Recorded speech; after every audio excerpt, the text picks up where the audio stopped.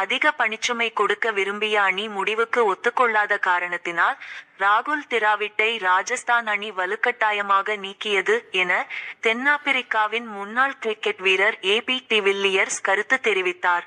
இந்திய அணி முன்னாள் கேப்டன் ராகுல் திராவிட் 52 பிரிமியர் அரங்கில் 2011இல் ராஜஸ்தான் அணியில் இணைந்தார்.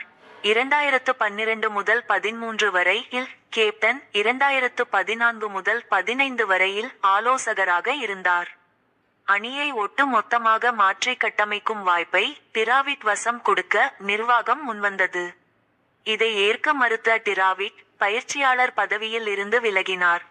இது குறித்து தென்னாப்பிரிக்காவின் முன்னாள் கிரிக்கெட் வீரர் ஏபி டிவில்லியர்ஸ் கூறிய கருத்து பரபரப்பை கிளப்பியுள்ளது. அவர் கூறியதாவது: ராகுல் திராவிட்டை வலுக்கட்டாயமாக ராஜஸ்தான் நிர்வாகம் அணியிலிருந்து நீக்கியுள்ளனர். அந்த முடிவு உரிமையாளர் அல்லது அணி நிர்வாகம் எடுத்தது போல் தெரிகிறது. அதிக பணிச்சுமை கொடுக்க விரும்பிய அணி முடிவுக்கு ஒத்துக்கொள்ளாத காரணத்தினால் வலுக்கட்டாயமாக நீக்கினர். நமக்கு எதுவும் தெரியாது. வருங்காலத்தில் திராவிட் அதை பற்றி பேசும்போது நமக்கு உண்மை தெரியும்.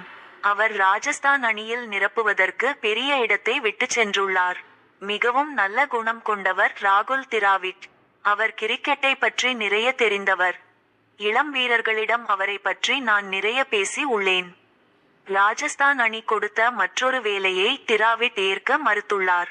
அதனால் ராஜஸ்தான் அவரை அணியிலிருந்து தூக்கி எறிந்துள்ளார்கள். இவ்வாறு அவர் கூறினார்.